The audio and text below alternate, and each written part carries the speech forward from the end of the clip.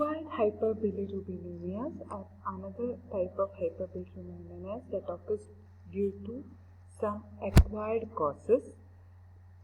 There are hyperbilirubinemia of newborn as well as hyperbilirubinemia of adults.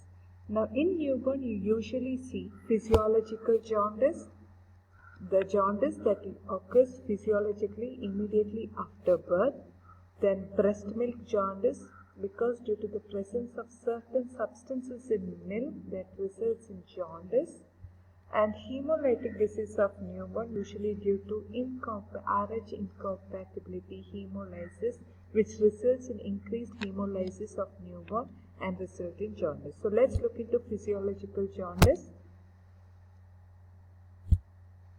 It is also called as neonatal hyperbilirubinemia. See, all newborn infants after the second day of life, there is mild jaundice that appears. And why is that usually occurring? It is because there is increased accelerated rate of destruction of RBCs. But whatever RBCs are destroyed, when it reaches, finally it has to reach the liver. But remember, the newborn baby's liver is not that mature. Hence, the immature hepatic system for conjugation of bilirubin results in this hyperbilirubinemia. In such cases, bilirubin do not increase about 5 mg per deciliter, and it usually disappears after the second week of life. Now, what is breast milk jaundice? Breast milk jaundice is because when the baby is fed with breast milk, the mother's milk contains certain chemicals like estrogen, which stops or hampers the conjugation of bilirubin, and hence that also results in breast milk jaundice. Next, moving on to the acquired hyperbilirubinemia in adults. It is based, again you can classify based on the anatomical classification. Prehepatic, that is due to increased hemolysis. Hepatocellular jaundice due to some cause in liver, which results in defective uptake or defective conjugation, and a post-hepatic cause, which is usually due to obstruction and results in decreased or defective excretion of bilirubin. So you see, in prehepatic cause, it is usually the cause is increased turnover of hemolysis. Hepatic cause, decreased conjugation, and post-hepatic cause, usually there is an obstruction either due to gallstone or presence of pancreatic head cancer, resulting obstructive jaundice.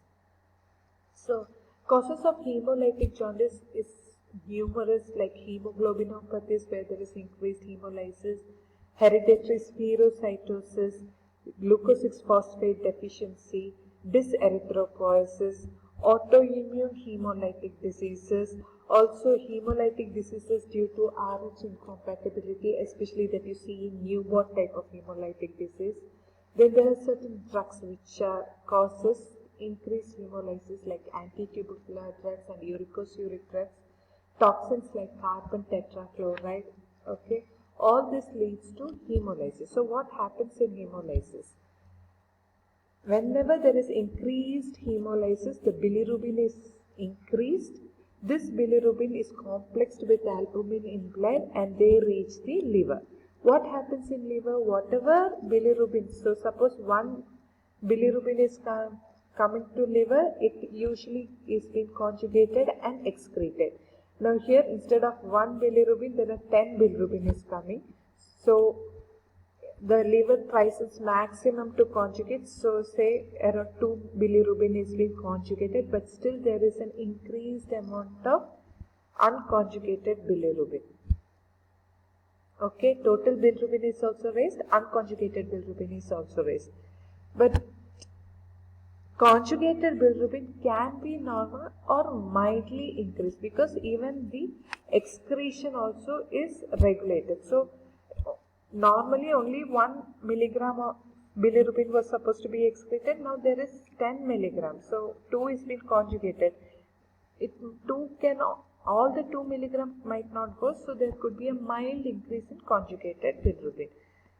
and whatever is being excreted into the intestine, it is being converted to urobilinogen, stercobilinogen. Now there is enterohepatic circulation that is taking place.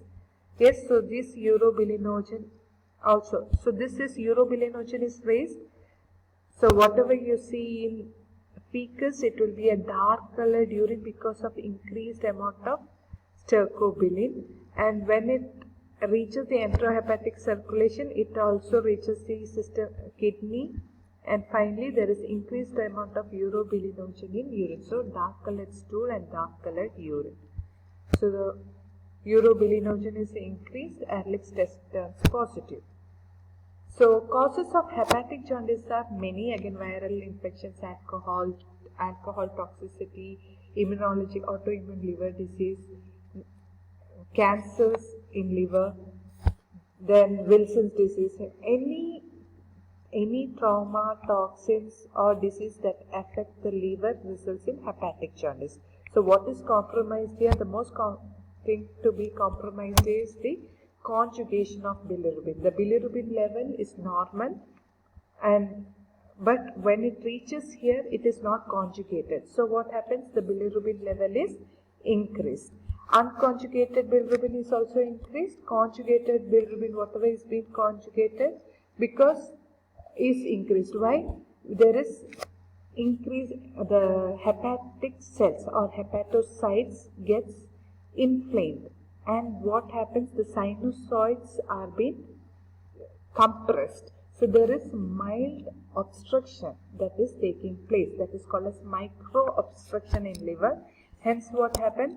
The bilirubin, whatever is being conjugated, is not fully excreted. So there is decreased amount of bilirubin excretion. So there is the stercobilin, everything that is coming is decreased. So you have plaque either once the micro obstruction goes, this will be normal, but the everything, total bilirubin level and unconjugated bilirubin level will be high. Okay, and enterohepatic circulation will also be taking place. So what happens now? This bile salts and bile pigments, whatever is being cannot be excreted, they enter the systemic circulation. Because of micro obstruction, instead of being excreted into the bile, they regurgitate into the systemic circulation, and they reach kidney in another way because they reach systemic circulation, and now the urine will contain bile salts and bile pigment. Okay, so this is the picture you see in hepatic jaundice. Now obstructive jaundice, there can be extrahepatic, that is cholestasis due to calculi, gallbladder stones, cancer, head of pancreas, okay, then biliary atresia, chronic pancreatitis, or intrahepatic cholestasis, which is also a picture that you see in hepatic cause, the hepatitis, cirrhosis, hepatomas, lymphomas, protoporphyrias, Dubin-Johnson syndrome. So all these are causes of intrahepatic cholestasis. So when you look at the obstructive jaundice, see what is happening is the excretion is not taking place. So what happens? The conjugated bilirubin is increased. So the conjugated bilirubin is increased. Whatever bilirubin you are getting can be conjugated. If it is due to extrahepatic cholestasis, there is no problem in the liver, it can. If it is problem in the liver, then even the conjugation is compromised.